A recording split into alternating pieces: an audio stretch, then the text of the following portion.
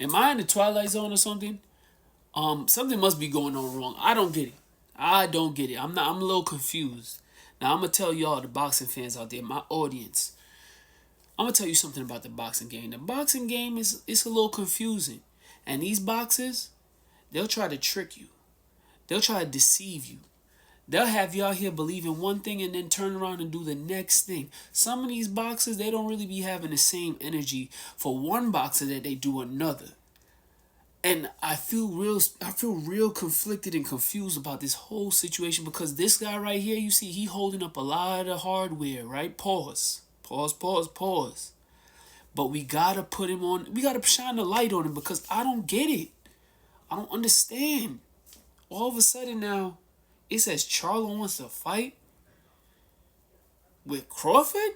Hold on, this is not the same Charlo I know. This isn't the Jermell I know. Because I remember Jermell was out here talking about, oh, Terence Crawford need to be humble. And he need to accept whatever we give him. When it pertained to Errol Spence and Terence Crawford unifying for a 147-pound undisputed title, the first four-belt undisputed title at welterweight. He said he needed to just, sit down and just be patient and just be humble and just take whatever was given to him instead of him just being a good businessman and trying to conduct fair business. Just take whatever they give him because he was the person in need. They didn't need him to move on. And then I remember when James Harden was... Hold on. One second. Y'all don't remember this? I would do the video, but I don't want to get a copyright strike. Y'all remember this? Y'all in the same weight class? Fool, I'm about to go fight Canelo. What are you talking about? He can't with me. He can't mess with me. I'm about to go fight Canelo. Y'all remember that, right? It was literally right after this.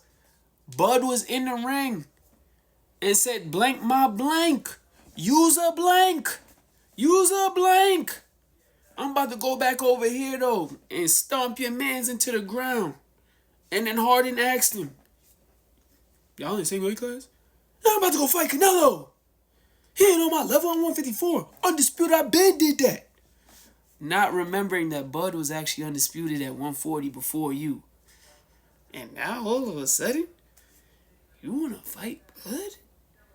Hold on. Like I said, these dudes will trick you. These boxers will really trick you because he literally said, Bud should wait for them to give him an acceptable offer. He should actually not even an acceptable offer. You should take what you get and be humble and come to the table with your hand out like Tiny Tim from that story. Remember that Christmas story with the, from the past, the Ghost of Christmas Past? Like Tiny Tim, can I have more porridge, sir? Like that. Remember? Terence Crawford should be humble. And then he said he fighting Canelo. Hold on. He said he fighting Canelo. Hold on. And then at the weigh-in, when it came to the Canelo fight, a fight where I was rooting for him because he had just came off of getting undisputed. It's supposed to be undisputed versus undisputed. 54 versus 68. He moving up 2 weight classes to go be great, chase greatness. He hollers out, I do this for the culture. And I was like, you know what? The last fight that said they did it for the culture and them was Adrian Broner versus Manny Pacquiao. And AB wasn't fooling me. So I said, Jermell really might do it for the culture, because I never know him to not go out there and put on the show. And guess what? He may not be at the level of Canelo, but listen, when it's time to go, it may be time to go out on his shield, but he gonna go. He gonna make us proud regardless of the fact, right? Now look at this guy. Look at him. Look at him. On his knee. And Canelo walking away like a displeased woman who didn't like the size of the ring that he presented to her.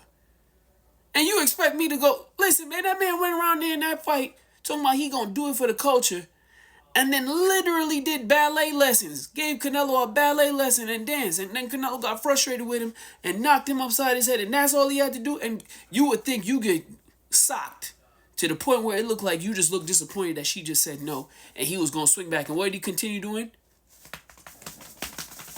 Tap dance the whole fight. And after he did this and showed us all that he learned how to use ChatGPT and announced that he actually wants to fight with um Fondora, who I'm not a fan of. Even went so far as to call out Jerron Boots Ennis, who we have already discussed on this channel, his performance against Lima Beans. And the one fight that everybody kind of was intrigued with, which was the Loser Bowl. That's what I like to call it. The Loser Bowl versus Earl Spence, which probably would have been in Texas at Jerry World. After those negotiations have failed, the boxing fans are supposed to now believe that you want all the smoke with the illest nigga in Nebraska? That's what we're supposed to believe? That's what you, the boxing fan, supposed to believe? That's what me, a boxing fan, reporter, is supposed to believe? Now you want smoke with the illest nigga in Nebraska? Hold on. Let me just revisit something in my head. What happened to this? What happened to this energy? Remember this? Remember that? He can't with me. I been did that. I don't need him. He need me. Remember that? So now all of a sudden, wait, hold on. You supposed to let us believe? We supposed to believe now. Us, the boxing fans. Us, the boxing public. You, the pro boxer. We supposed to believe that you wanted with the illest nigga in Nebraska? Man, listen. I understand. You was over there. It looked like you was at the airline. You was enjoying that Canelo money. And it looked like you was enjoying it well because you might have been a little tipsy, you know what I'm saying? But listen, stop it. Don't nobody want to see that fight. Nobody. And if anybody wants to see that fight, they only want to see it to see you get sparked out. Talking about it will be an honor to share the ring with Terence Crawford. I bet you it will be a damn honor to share the ring with Terence Crawford. Where was that energy right here? Because although all these people, and all those people, and all the people behind, and even him who was on the floor getting up, although they may not remember, I remember. I remember this exact moment right here. I remember that. So you can't sit here and say anything about, I would love to share the ring with Terence Crawford. It would be an honor. I bet you it would be a damn honor. You know what else it would be? It would be a nice payday. It would be a great payday. Y'all had all this energy for Terence Crawford. Hold on. That's about right. Y'all had all that energy for this man right here. And guess what? He just stayed patient. All y'all used to talk crazy about him, the other side of the street. Y'all treated PBC like it was the mafia. And he couldn't get in. He ain't deserved no fights with y'all. Y'all was premier boxing champions, remember? And y'all treated him like he was some chump off the street. And now he's supposed to negotiate with y'all? Even Boots shouldn't even be considering no Jermell Charlo. At this point in his career, what the hell does Jermell Charlo have that Boots would want or Terence Crawford would want? The only thing Terence Crawford should want to do to you is knock you upside your head. And guess what? That wouldn't even make him any type of money. It's not enticing enough for him to take that fight. Listen, I get it. Y'all have a little bad blood, but at this point, all it's going to look like is the little homie need to go get the big homie that he used to beat up to go beat the even bigger homie that used to that done got his head knocked up upside the ring. Whatever the hell I was saying. Y'all get what I'm saying. Does he deserve a fight with Terence Crawford? Hell no, he doesn't. But you know what you should do. Either retirement or maybe the rematch just for kicks and giggles.